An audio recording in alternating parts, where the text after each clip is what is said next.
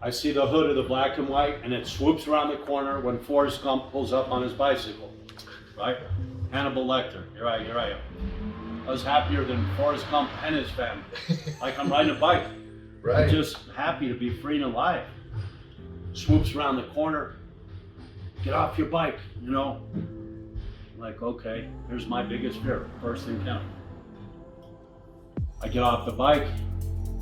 Take your backpack off very slowly. Do you have any weapons? No, I do not. At that point, I'm scared to death. Scared to death. It's like I told the officers Friday.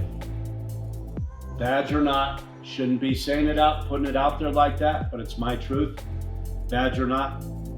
But you guys with the badge, no one's gonna put their hands on me, beat me down, shoot me, whatever, and I'm just gonna take it quietly. Ain't gonna happen. That's why it's scary. And that's why it's scary.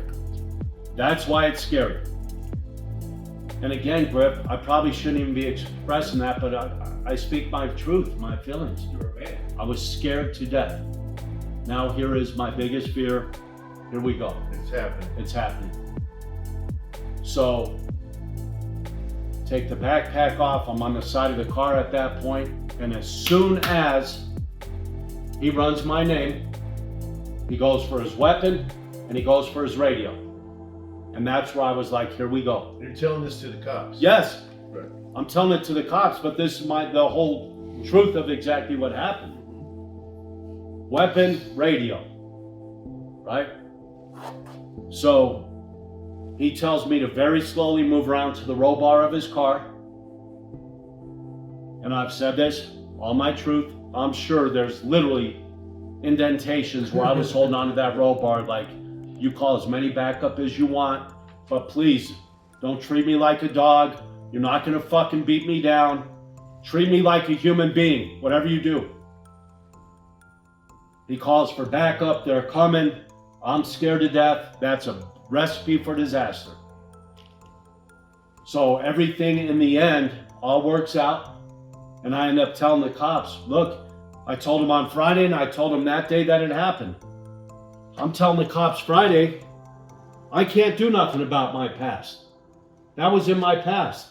In fact, who amongst us can undo what's already been done? Anybody, raise your hand.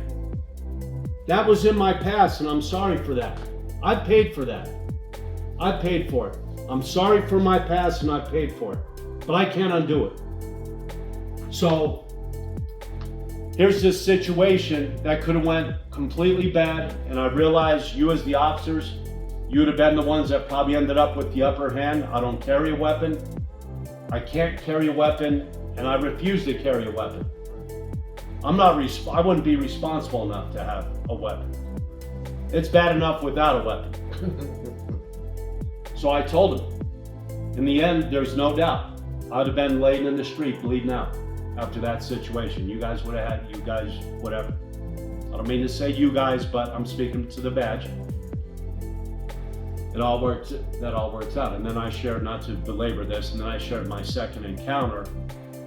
Completely my fault, as was me going against traffic, but it's like, there's nothing better for you to be doing with all this madness going on in the world that you're calling for backup because I was on a bike in a bike lane going the wrong way.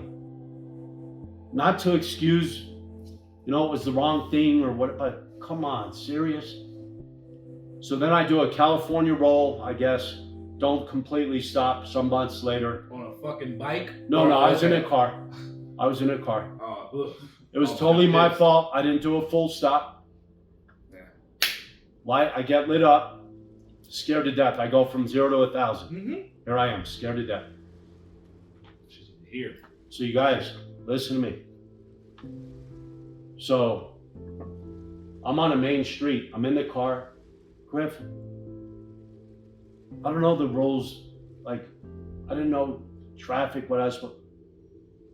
Once again, me sharing with the group of officers on Friday, I thought I was doing the right thing. Instead of pulling over on this busy main street for everyone's safety, I pulled into a big parking lot. Maybe it was a Walmart or some big parking lot to get out of traffic. That's what I do. That's a black man. Okay, check it. Check. All right, nephew, but no, I'm gonna pour something in your glass. Go ahead. Whether this goes down or not, check it. Until Friday, I didn't understand what unfolded. Until Friday. This is a year and a half ago, however long ago. Pull into a big parking lot, so everyone's safe, the officer's getting out. And Okay. people can see. Absolutely. So, as I pull in, I'm checking, scared to death. They pull in behind me. I see a cop coming on my flank on the right. He's already got his weapon out. It's out. A California roll. Didn't stop at a stop sign. His gun's out. I see him walking up the side. Officer of color, not that that matters, and the reason I'm putting that out there is because officers are officers. Black, blue, green, brown, or red, okay?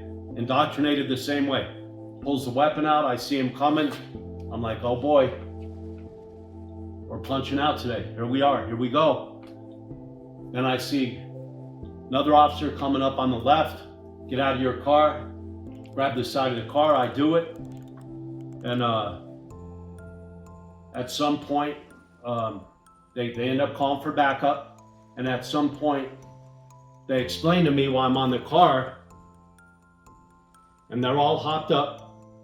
Do you understand why this is happening? I see the officer over here with his weapon out still. And he says to you, and I'm just, look, I don't want any problems. But once again, you're not just going to beat me down because you got a badge or otherwise. But the badge, that doesn't help me with the word, Griff. It just doesn't change your reaction. It does not. It does not. So when he asked me, do you know why this is happening? His partner with the gun out, this one just on top of me, back up on the way. And I said, no, I have no idea why this is happening. I understand that I didn't make a full stop. Truly, I apologize, and whatever ticket I'm gonna get for that, I get that. But why the fucking weapons and all that? That's what I don't get.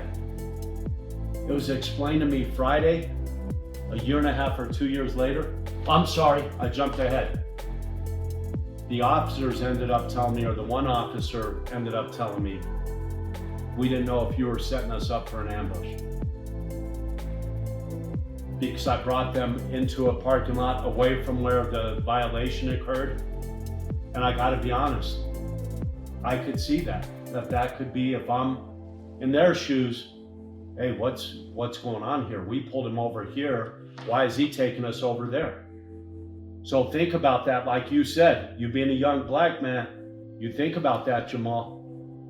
That was the take. And then on Friday, after I gave my presentation, it was explained to me, somebody with your background, they told me, when it comes back, there's a code where they're put on high alert.